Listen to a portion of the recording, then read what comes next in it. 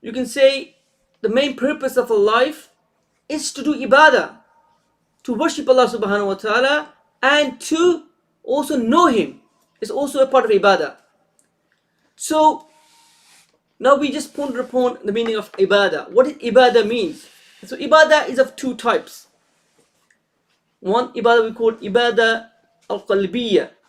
The ibadah of heart means tawakkul. Do we have tawakkul in Allah subhanahu wa ta'ala? Do we solely rely on Him? Or our tawakkul is somewhere else? We should always be relying on Allah subhanahu wa ta'ala. Ikhlas. What is the purpose of your ibadah or good actions?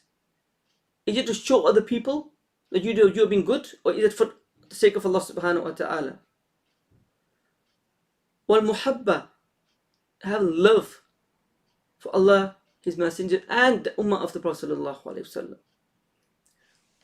Wal raja wal khawf, and have hope in Allah subhanahu wa ta'ala. And also the khawf, also this fear from Allah subhanahu wa ta'ala, fear of upsetting Him, fear of getting His anger, fear of azab. This fear should be there. This is ibadah al-qalbiyya. And sabr and shukr, that we can do sabr, patience. If we have a calamity, we do sabr. We don't say, why me? Ya Allah, why me? No, you say, Allah subhanahu wa ta'ala, it is your utmost blessings for us that you have bestowed upon us. And we do shukr on you. And if there is a calamity, we say, inna lillahi wa inna ilayhi raji'un. And then we have shukr. And we've been grateful to Allah subhanahu wa ta'ala. These are the ibadah of qalbiyya. These are the ibadah of hearts. The other ones, ibadah al-jawarih. Ibadah, outward ibadah. So within the outward ibadah, there are two types. One is fa'iliyya, means the actionable. For example, of sawm, salah. So the salah has been prescribed on us. So we should be doing that as a part of ibadah. And sawm, that is also an ibadah. We have to do hajj, that's also an ibadah. And then there are ibadah al-qawliya, ibadah of kalam, of saying. For example, reading the Quran, doing the zikr for Allah subhanahu wa ta'ala, sending the salawat upon the Prophet sallallahu alaihi wasallam. So these are the ibadah al-fa'liya. So now we understood what it means by ibadah, just in a very summarized manner.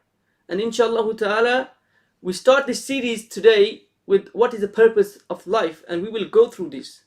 So for example, inshallah ta'ala, we go through ibadah al-fa'liya and ibadah al-qawliya, that ibadah al-qalbiyya. What is that? And we go each and every one of them, inshallah ta'ala, in detail. And our imams and our scholars of the past have gone in very detail about these matters. So these are the ibadahs. That's why we've been created, to worship Allah subhanahu wa ta'ala and to know Him.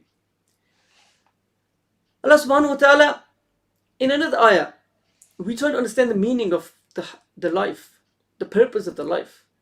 So the premier source for us is the book of Allah subhanahu wa ta'ala. It's a direct revelation from Allah subhanahu wa ta'ala. So we have to go into that first. We understand from that what is the purpose of life. Allah subhanahu wa ta'ala says in Surah Mulk, الَّذِي خَلَقَ الْمَوْتَ وَالْحَيَاةَ لِيَبْلُوَكُمْ أَيُّكُمْ أَحْسَنُ أَمَلًا. Subhanallah. Allah subhanahu wa ta'ala says that I created death and life so that I understand, so that we may understand who is better amongst you in action. أَيُّكُمْ أَحْسَنُ أَمَلًا. Who is ahsan in his amal. This is a test. لِيَبْلُوَكُمْ. So Allah subhanahu wa ta'ala says to test you who is better amongst you in actions. That's the purpose of life. It's a test. Just imagine we go through many tests in our lives. We have exams coming up. We do like GCSE exams, and some of you might be going through next year, or just went through today, or this year, or we might university exams. How much we prepare for it? Just imagine yourself, and you have exam tomorrow of a subject, you're going to be spending time. If you know, if you don't spend time, you're going to fail. So you're going to be revising. You're going to be spending time to learn about the subject, trying to memorize it as much as possible. And on the day of exam, you either do well or do bad, depending on your preparation. And the results are based on your preparation. It's not by chance that people get A+. No, they've spent hours and hours working hard. Same with this life. This life is the same. We're just preparing for a test. This is a test for us. We're preparing for it.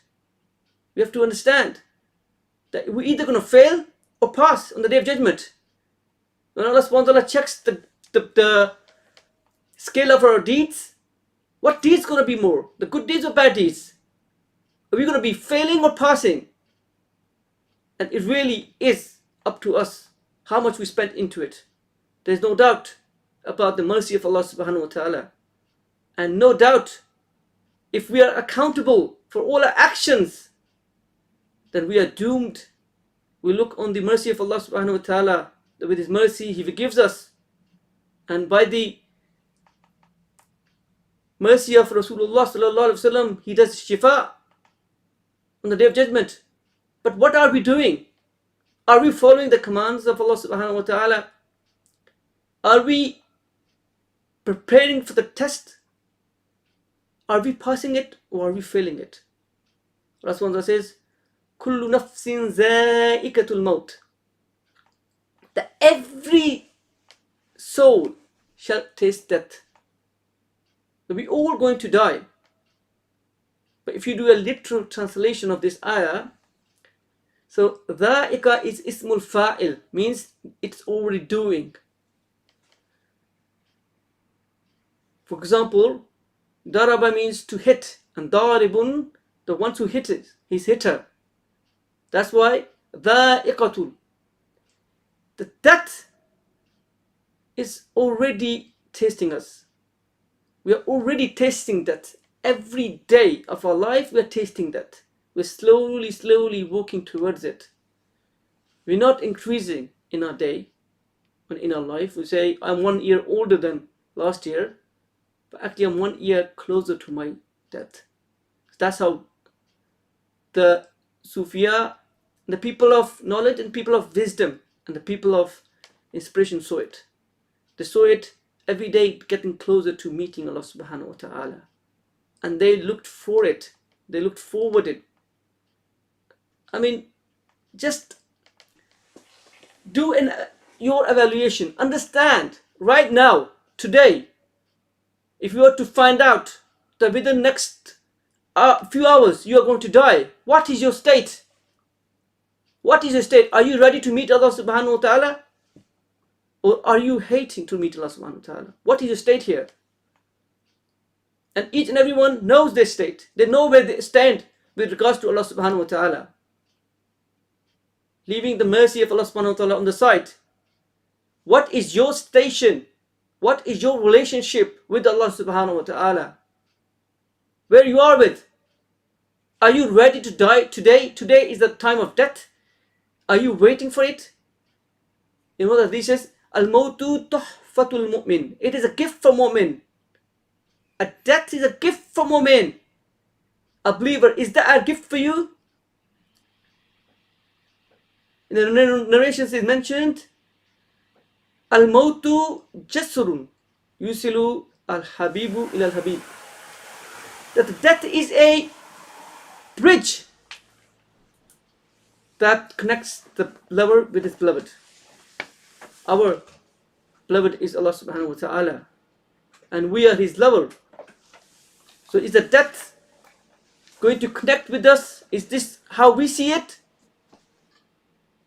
Or we think and get scared? We should be scared of death. Of course, we should be prepared for it. But the maqam that we need to get to, and that the purpose of life and the way we need to be, is where we are happily and we are ready for it, looking forward to meeting Allah subhanahu wa ta'ala. You know, this is man ahabba liqa Allah, ahabba Allah, ahabba Allahu liqa'ahu. That whoever loves to meet Allah, Allah loves to meet Him. Are we loving to meet Allah? Are we ready to meet Allah? And then the following word says, and whoever hates to meet Allah, Allah hates to meet him. So we need to really evaluate ourselves based on the purposes, based on the status and maqam that we need to be to meet Allah subhanahu wa ta'ala.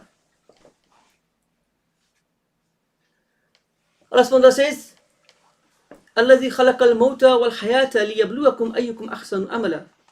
One of the things here is that the maut comes first, then the hayat. الَّذِي خَلَقَ الْمَوْتَ وَالْحَيَاةَ means that the death, Allah subhanahu wa ta'ala says that who has created death and life. The question could be that why death comes first and then after life. The ulama Kiram actually explains this in many detail, and they say that one of the reasons it could be because we were dead first, then we came to life. When we were nutfa, then when we were in the arwah, the alim arwah, we were dead. That's the death, and now we came to life.